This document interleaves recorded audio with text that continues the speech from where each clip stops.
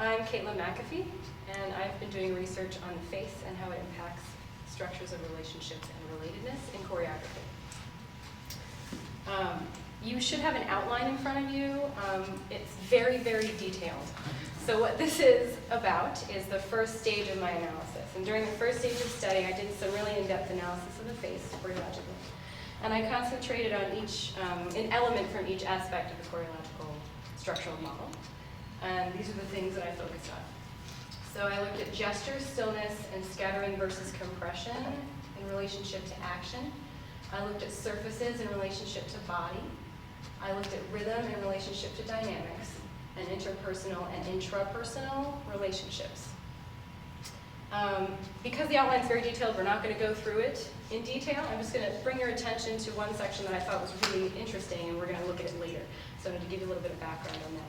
So if you could actually flip to the last page. On the third page, you should have a section in red. And this is going to be under effort theory, which we looked at in terms of space.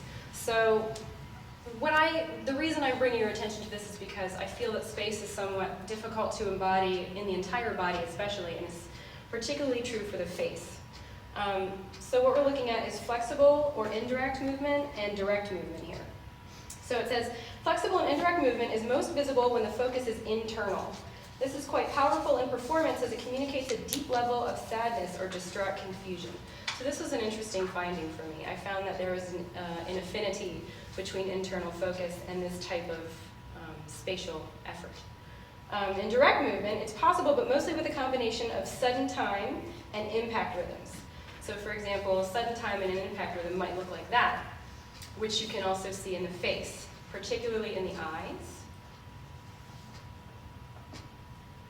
or with the whole face, with the use of the muscles in the face.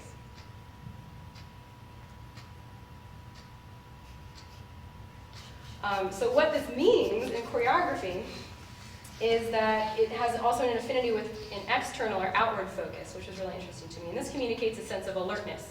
So there's a sense of opposition there, and there's some interesting affinities, and we're going to see those later. So we're going to take your attention now to section E down there, under relationships. And I'm going to address the question posed there, which is, can an interpersonal relationship exist in a solo performance? This question came to me as I was working on a way to incorporate elements from each aspect of the structural model into a deliberate, choreographed facial phrase. I wanted to show something concrete. So what I needed here was an intent, and I felt that an interesting segue into my second phase of study would be a study in this relationship, especially thinking between interpersonal and intrapersonal relationships. So I wanted to make something visible to my audience that wasn't actually there. I thought this might be an interesting challenge. Because to me, choreology is about making things visible. That's something that I really took out of the module. And I found it was going to be a challenge, so I wanted to see what I could do with that. So what I'm about to show you is a close-up video of my face, because I wanted to focus just on the face, not on the movements of the body. You will see things like gesture, swing, focus, and hopefully some lightness, which is really hard to convey without the use of the body, but it's possible with a little effort. You're going to see this phrase 2 times to illustrate the difference between the strands of the dance medium, which you'll see here. One might be a little clearer to you than another in trying to figure out what I'm having this relationship with. And I have to say I'm cheating a little bit in the term interpersonal, because it implies that you can only have a relationship with a person. So we're stretching that term a little bit. So if you can play that for us.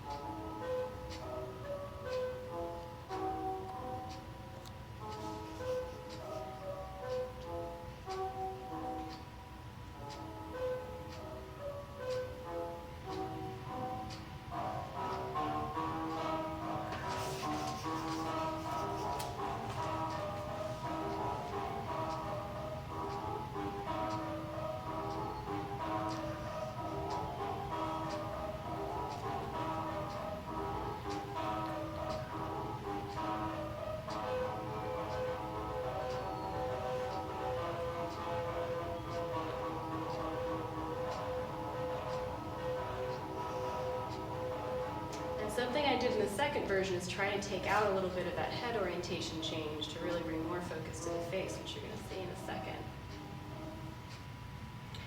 So here we've changed the strands of the dance medium, especially the environment and the sound. So this might make it a little bit clearer to you what this relationship is, what this interpersonal relationship is.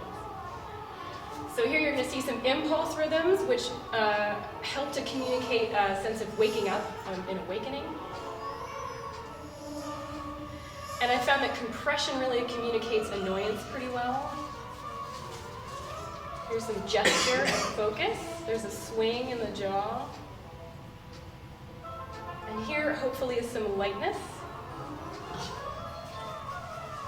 with some strength, which is close to heaviness, but there is a difference. It takes some skill.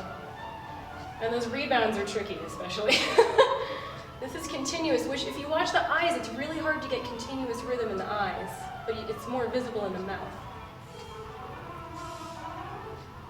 So we took out some of that head orientation, and I cheated a little bit with that impact, but couldn't help myself. So after completing phase one, I needed to study relationships. I needed to expand upon this a little bit, and how the face related to this aspect of the structural model. So I opted to work with a duet, and this is my dancer here. His name is Scott Campbell. He's going to help me out. And with nonverbal communication signals as outlined by Michael Argyle. I'm going to list these all quickly for you, but I didn't use all of them. So in his 1994 publication, The Psychology of Interpersonal Behavior, he lists these signals as focus and gaze, facial expression, head nods, gesture, posture, bodily contact, proximity, orientation, appearance, and nonverbal aspects of speech. I chose these as a basis for movement because facial expression is inherently present here, so I couldn't avoid it. It was going to come up one way or the other, so that made it useful for me. My hope was also that this sort of unadorned, pedestrian style of movement was going to produce some clear changes throughout this transformation process that I was going to undergo. So after these base phrases were created, I'm going to show you those in a moment, I chose to shift these things. So I shifted focus and gaze in one stage, proximity in another, and bodily contact. So that took up my first 3 stages, and I'm going to play this video for you now, which is edited excerpts from this process very quickly. So I'll talk you through it. So what you're going to see here is the original phrases at first. By undergoing 4 stages of development, we were able to transform these phrases that you're about to see, that we created separately. So we did not confer on the creation of these phrases. So we used each of Argyle's signals except for appearance and nonverbal aspects of speech. We threw those out because they weren't as useful during this process to me.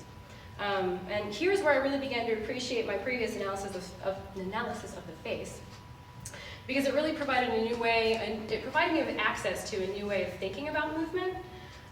We really often start with these larger movements of the body without thinking about these movements of the face and facial expression, and I discovered that you can actually start your movement with the face, and it has a great impact on what the body can do. So you're probably seeing now there's relatedness there, but it's not very strong.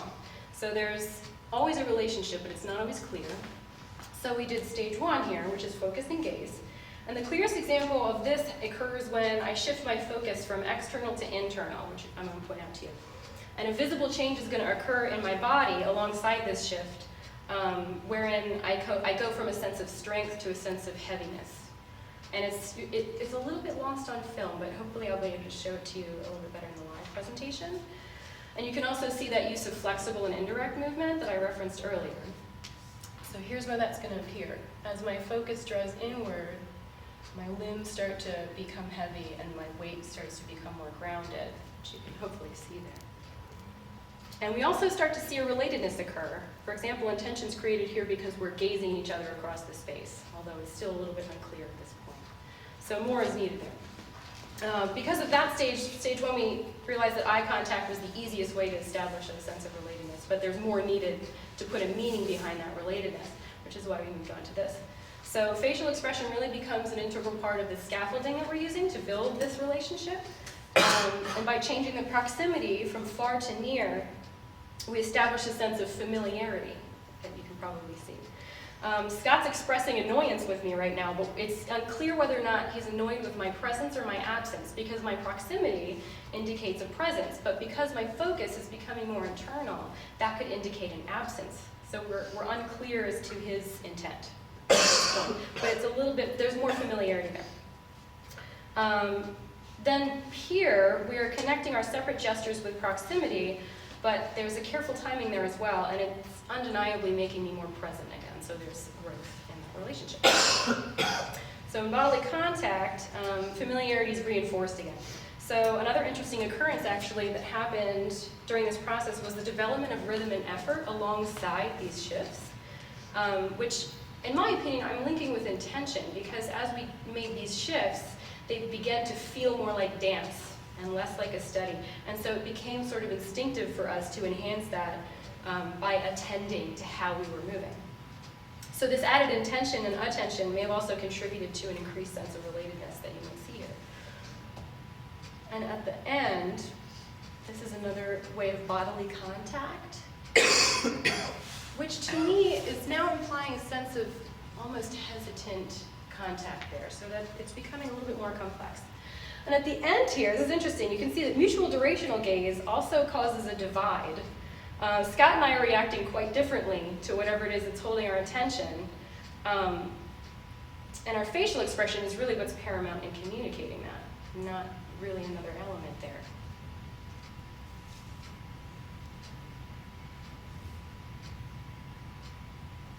So there's this sense of sort of warmth and also coldness that's sort of coming out of this at this point. There's a duality. And now we're going to look at relationship structures. I chose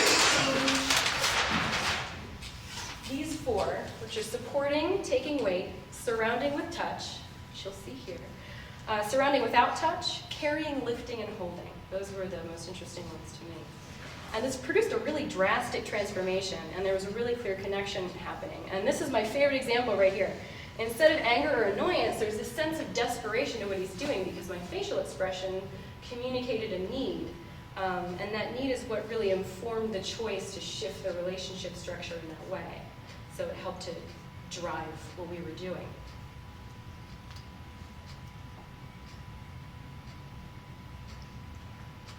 And so we changed the surrounding with touch to surrounding without touch, and it creates sort of a protective feeling.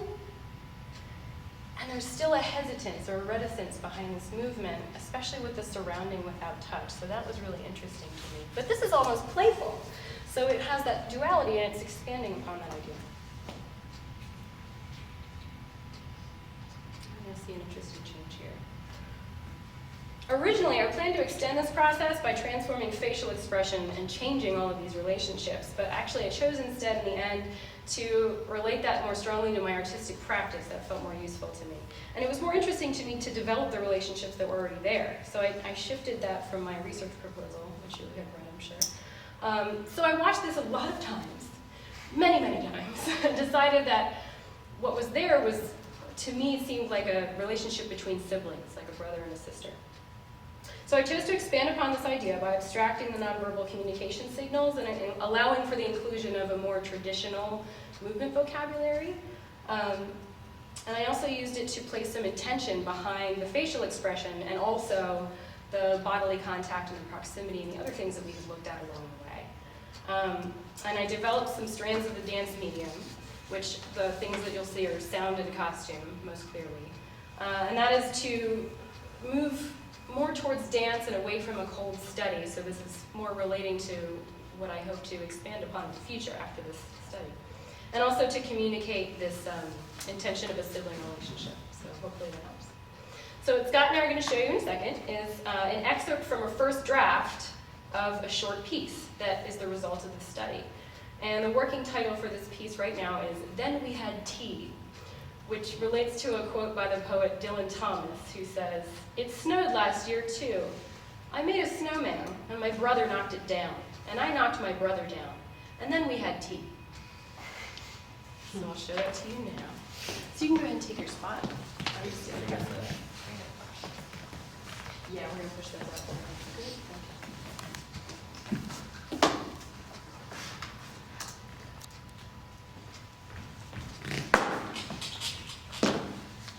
Good. Do a little sound check here.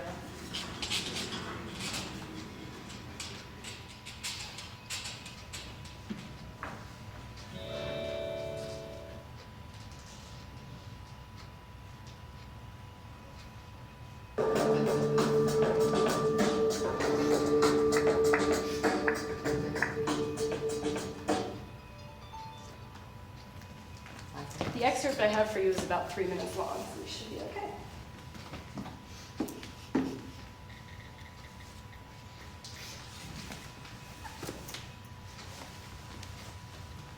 That's being very patient.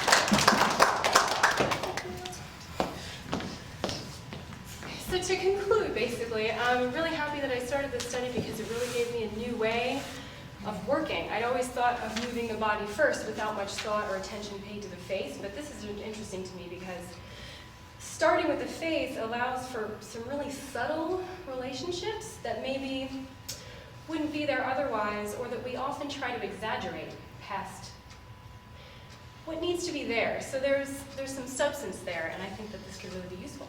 So now I have this thing that I really like and could expand upon to maybe one day perform, or I could just use it to workshop some more movement. So that could be really useful. So I'm glad that I did it. I'm happy to take questions. Thank you. 33 seconds in your 20 minutes.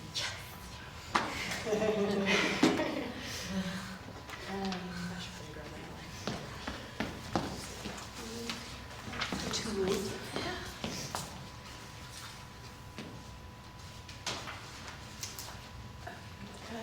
You talked about the idea of the the effort content in the face and then how that translates into the body, and whether there was elements in that where you feel you were integrated in that, or actually having a combination of different structures between the main body and face. Yes. I think what became really obvious at first is that we often think of the face as reacting to the body, which is a form of organic movement. It feels the most efficient. So to reverse that, I've learned, especially from this choreology module, that breaking organic habits and finding inefficient ways of moving can produce some really interesting and intricate things. And what most interests me is the relationships it can produce. So they are integrated, and actually, it was really hard for me during that first stage to not use the body. And actually, Scott helped me out with that. I think he can probably attest to that too, is that it's so tempting to use your body when you've been instructed only to use your face. And so separating the two is almost impossible for us as dancers, and it takes a great deal of skill. And you can even see that from that short Flight of the Bumblebee excerpt. I mean, you can try lightness with your eyes, but it's really difficult to not want to change the orientation of your head or feel a lifting that we've been sort of trained to feel in ballet almost.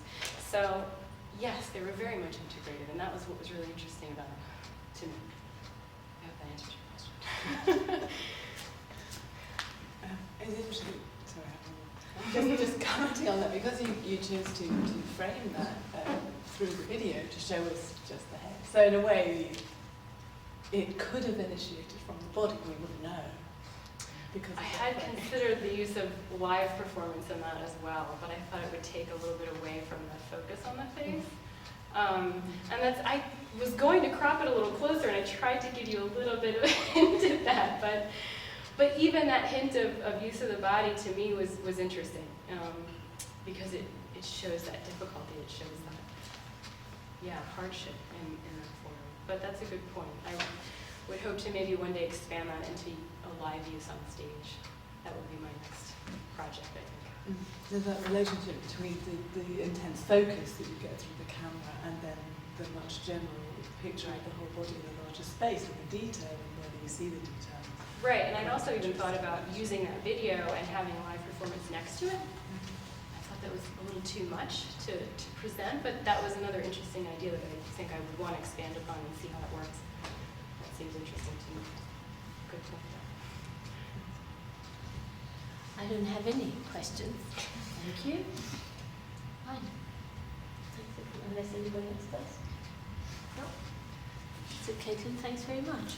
Thank you.